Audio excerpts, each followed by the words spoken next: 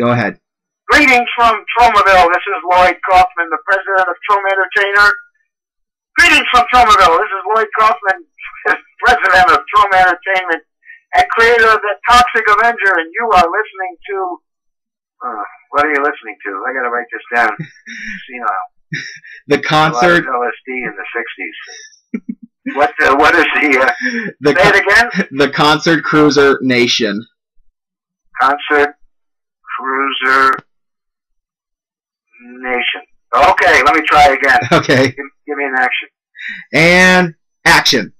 Greetings from Tromaville. This is Lloyd Kaufman, president of Trom Entertainment and creator of the Toxic Avenger. You know, folks who are not listening to those great music on Toxic Avenger are making those fine Troma movies like Poultry Guys, Night of the Chicken Dead. We like to kick back and pay attention to Concert Cruiser Nation, because Concert Cruiser Nation is the best. It's the best nation on earth, and the best in entertainment, and the best in news. Thank you. Thank you for your time. This is Justin Sprower, head of the Concert Cruiser Nation, and I'm sitting here with the man, the myth, the legend, the compulsive masturbator himself, Lloyd Kaufman. Greetings, Lloyd. Thanks for a moment of your time. It's great to be cruising. As a gay married man, I'm glad that you've got a gay site for us, the gay married men.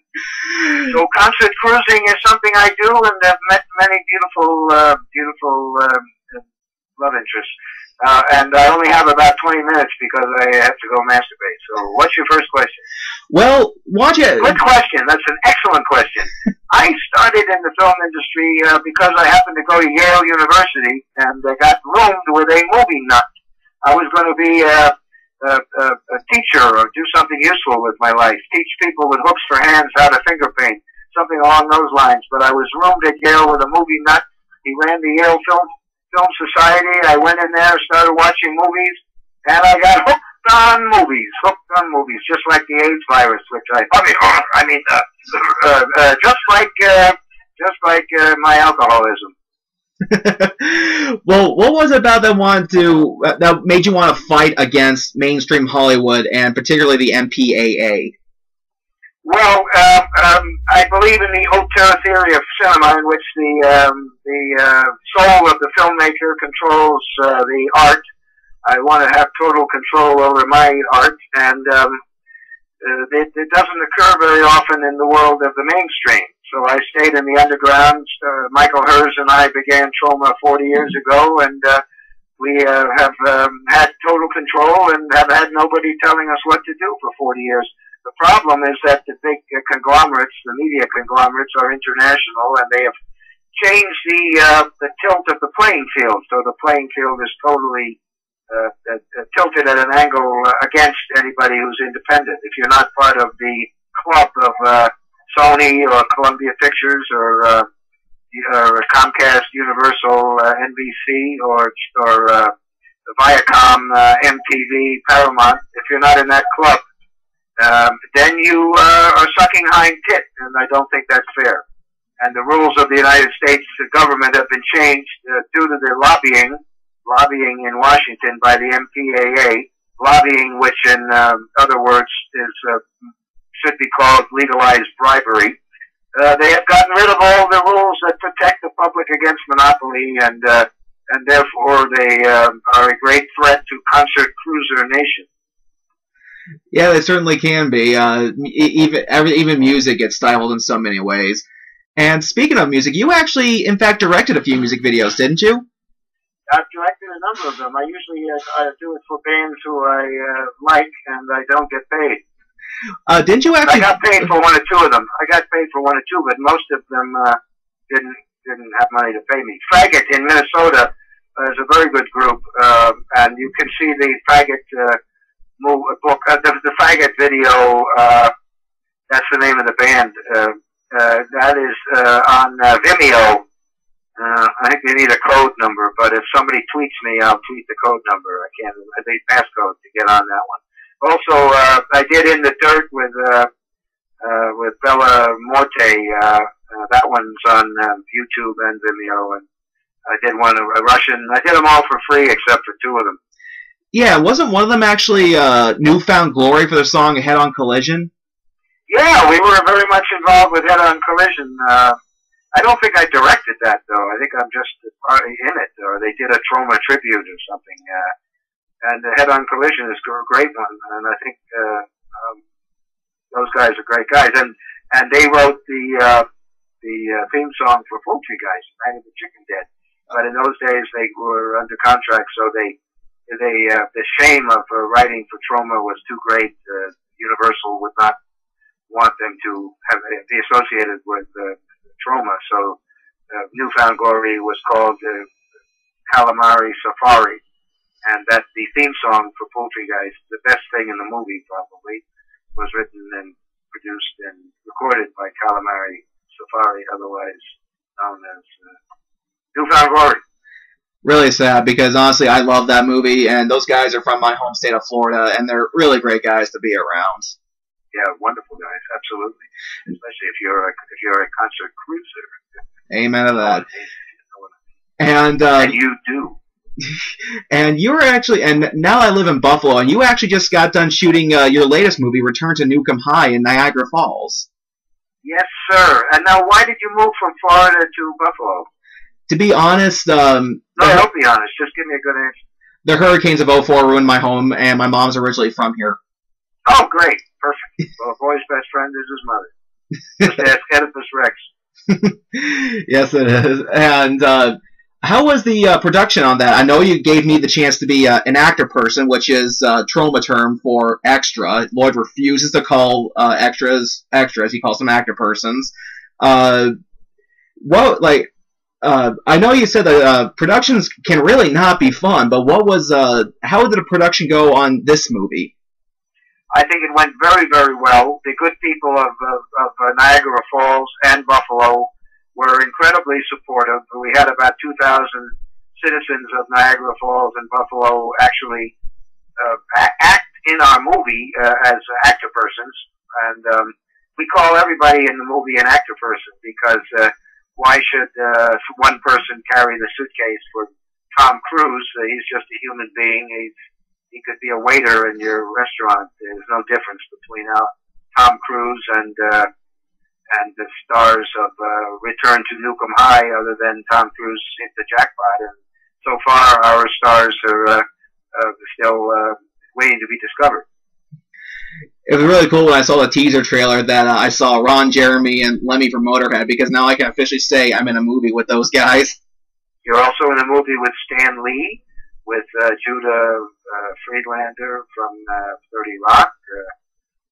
There's quite a number of surprise guests in Return to Nuke'm High. And by the way, Return to Nuke'm High is an event film.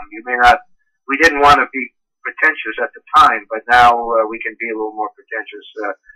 Return to Nuke'm High is in 2 volumes, Volume 1 and Volume 2. Oh, really? By the way, we have 2 new movies coming out this month. Did you see Mr. Bricks, the musical? The heavy metal murder musical. Have you heard about it? Yeah, I visit your store quite a bit because I need to rebuild my trauma collection. I sadly, when I was moving, need to make some money. I had to sell a lot of my movies. Well, check out Mr. Bricks, the heavy metal murder musical. It's very dark. It's not the typical stupid trauma humor. It is not directed by me, so it's good. And you met Justin Martell, I think, up in wherever we filmed, yes. Niagara Falls. Mm-hmm. He produced, Justin Martell produced both Return to Nuke'm High and Mr. Bricks, the heavy metal murder musical. Oh, nice. And Travis Campbell, who wrote Return to Nuke'm High, he wrote and directed Mr. Bricks, so you know it's going to be pretty special. Then there's another one, in addition to Mr. Bricks, The Taint. The Taint, if you like exploding penises, which I know you do, I think you must see The Taint. Very important. I'm going to have to now, man. Sat through Killer Condom. Yes, it's. I would say it's the Killer Condom for the creative concert cruisers. I'm sure it is. That's a lot of. That's called alliteration. Killer Condom creative concert cruisers. That's if Shakespeare were around. He would take months to write that line, and I did it in 30 seconds. Now, do you actually plan on doing a screening event here in Niagara Falls when the movie's ready to be released? I am planning, if again, I am not in control of the North American distribution rights, and nor is Michael Hers or Troma. But if we have our druthers, and I don't know what druthers are, but if I ever have druthers, I would want to have the world premiere in Niagara Falls. So if I can, I would like to arrange for the world premiere, or at least not the world premiere, but the North American premiere. Would like to have that be in Niagara Falls. As it stands, the world premiere of Return to Nuke'm High will take place at the Cannes Film Festival. Yes, in fact, you're actually, you have an Indiegogo campaign going right now to help get you guys there, right? Yes, we're going to make a movie there, a documentary, which will be like a colonoscopy of Cannes. We will film from the inside out so that we will see how the independent filmmaker works at Cannes, how he or she or it is treated at Cannes, and how Cannes conforms to the wishes of the giant devil-worshipping international media conglomerates. Or maybe it doesn't. Maybe Cannes is like the festival of old when it was a real film festival. We will find all that out. We'll be on the inside because we'll have Return to Nuke'm High premiere in there. Is this your first time at Cannes? No, I've been going there since 1971. Oh, wow. And you also just started another campaign, too, for the Troma Dance Film Festival in Detroit. Very cool. Very cool. Again, those are fans. We support that, and it's a wonderful fan-based Troma Dance. We're not really involved in it, other than we support them and we'll help them in any way we can, except by spending money, because we don't have any. Do you plan on making an appearance at the Troma Dance Festival? I don't know. I don't know if we'll be able to pay for the airfare. It all depends on whether we have any revenue. Well, you certainly got my support. I definitely donated to your Indiegogo campaign for. Thank you. Yes. Well, thank you so much. I appreciate it. And if I have about 15,000 very loyal, wonderful followers on Twitter. If each one of them would cough up $10, we'd have more than enough money to make Occupy Cannes, the documentary Occupy Cannes, and to go to Detroit. Well, I'll see. Troma Dance, Detroit. Well, I'll see what I can do. I definitely have quite a. Well, no, our fans are poor. If everybody just gave $10, we'd be in good shape. Well, you got 25 from me, so I think that helps. You shouldn't, be careful, because I know Troma fans are not rich, so I don't want to put anybody into a bad situation. But I think if everybody, in numbers, we are powerful, and if everybody, all 15,000 would give a small $10, we'd have it. Now, you also distribute a lot of movies through your company, Troma, and a lot of them, weren't directed by you. But if you had to pick out some of your favorite films that were directed by other indie makers and distributed through you, what would you say is probably some of your favorites? Well, Def by Temptation, D-E-F by Temptation, that's Samuel Jackson's first movie. That's a wonderful film. That might be the best film in the Troma catalog. It's terrific. Directed by James Bond III.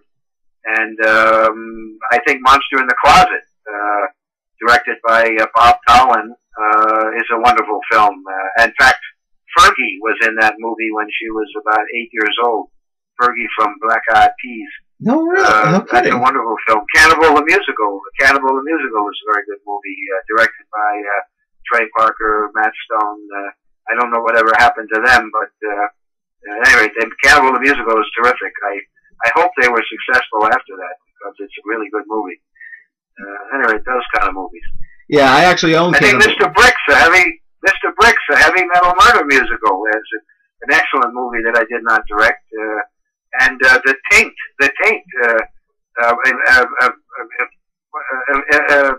ecologically based film about the global water and warming and water and exploding penises.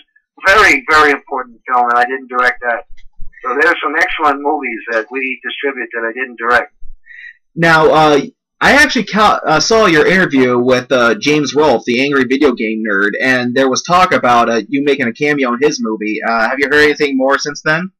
Yes, I made the cameo. Yeah, right. Yes. It's a secret. Don't tell anyone. Okay, I'll have to edit that out. No, nobody will hear this anyway, so you don't have to do any editing. Nobody listens to me. What was it like working on his movie? Oh, he's a genius. He's great. He's a good guy, and he loves the underground. He loves the independent art. He loves the whole world of nerddom, and he has very high standards, except for the fact that he put me in his movie. No, he and Mike, his co-pilot, are brilliant. Yeah, he obviously has a huge following and is well loved by millions, including myself.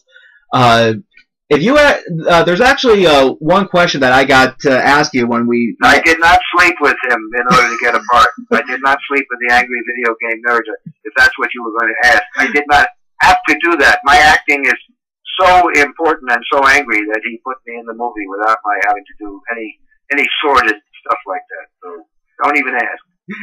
Very funny, but that wasn't what I was about to mention. Because you actually gave me this answer when we first met. I asked you if you could actually do your own big-budget Hollywood movie, what would it be about? And I'll never forget this because you really thought about it. I saw the twitch in your eye, and then suddenly you said, I just can't do it. And because you said for, big Hollywood movies are like, what, 80 million, and for 2 million, you said you can make 2 movies on your own without any interference and give the rest to any directors who need it. I think that says a lot about you, your art, and how much you believe in this. Yeah, and I would give the money, I would give the filmmaking to women, to non-males. What do you call them? Gynos. I'd give them to gynos. I'd give the money to non-males, and I'd give the money to non-white, dare I say the word Jew? I would give the money to people who have a different skin tone than the people running the cartel that is our news and art source, who are mainly white people. And in fact, mainly, some might say too many people of the Semitic faith. What would you say is going to be your next thing after Return to Nuke'm High? What do you think is going to be next for Lloyd Kaufman? I'm hoping that we can make. We're trying to produce a movie by a beautiful young boy who worked on Return to Nuke'm High from Portugal.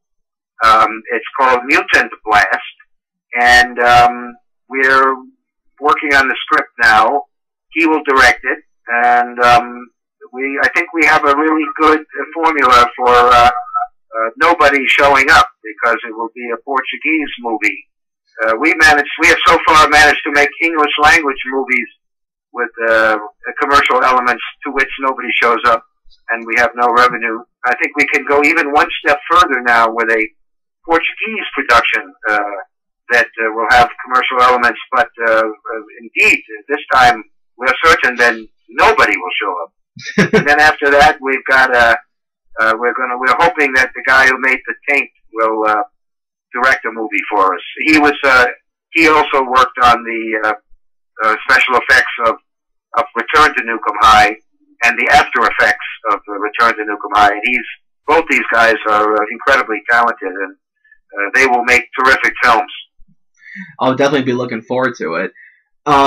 Now, you actually signed your Make Your Own Damn Movie book for a friend of mine, and one thing that he and I were going over was how to get funding. And I believe you said the one thing you would always do is try to find investors. But now with the days of Kickstarter and Indiegogo, would you say it's easier to get funding instead of having to rely on investors? No, because it still costs us. Return to Nuke'm High, which is an event film. It's Volume 1 and Volume 2, like Kill Bill. Mm-hmm. It's $400,000, $500,000 per volume. So you're talking $800,000 minimum for the 2 movies. We can't raise that on. Our fans don't have any money, right? So they're helping us on the Cannes movie, on Occupy Cannes, but we can't ask that. No, we got to pay for it, and we can't get investors because our movies don't make any money. So how are we going to get investors? So we have to put up the money ourselves, which means that I have to either blow people or dig into my wife's retirement fund. And I prefer to dig into my wife's retirement fund if she's not watching. Okay, one last question. We're going to make Toxie 5, by the way. Oh, really? Yeah, we're working on that. I would direct that just to make sure that it has just all the perfect trauma elements.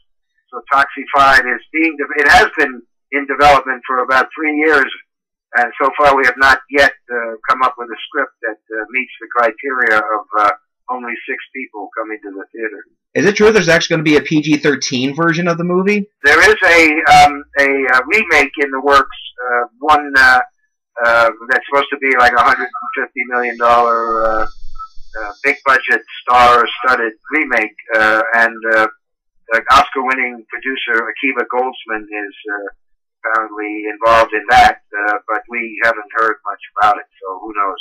Does it kind of make it? We got a couple of checks, so. Does it kind of make it cringe when you hear that Toxie was being remade? No, there's no way we can make movies without money. So if we can get some money, then we can make more movies. So you're not against remakes, then? Well, anyone who's a student of history knows that remakes are often better than the original. They can be.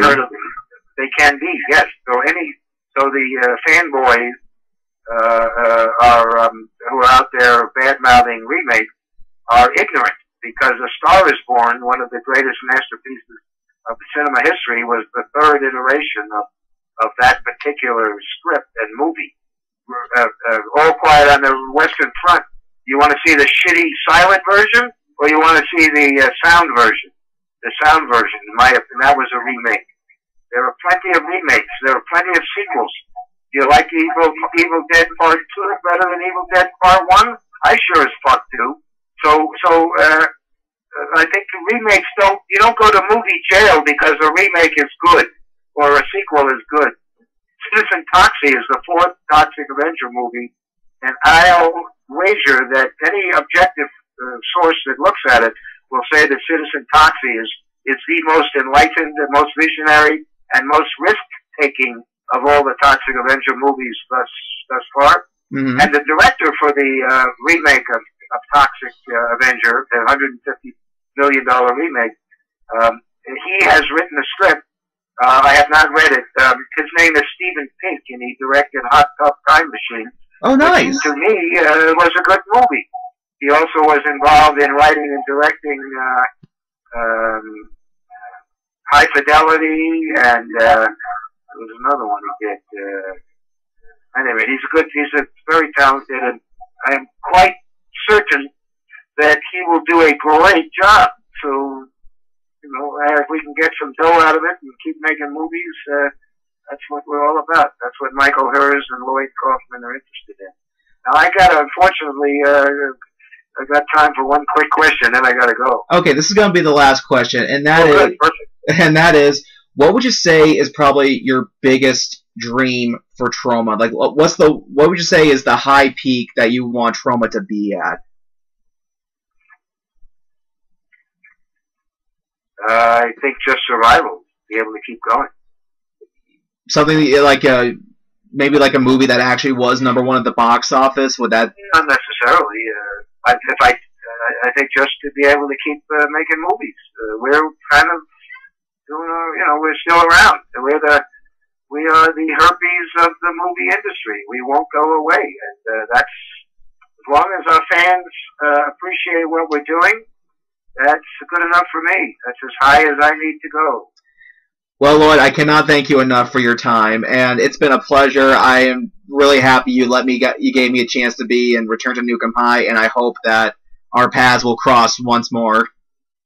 Well, I hope so too, and I wish you and everyone involved, your staff, all the best for Concert Cruiser Nation, and best of luck. All right, thanks a lot, Mr. Kaufman. Take care. Okey-doke. So long, Tromaville. Thank you. Toxie says goodbye. Bye, Lloyd.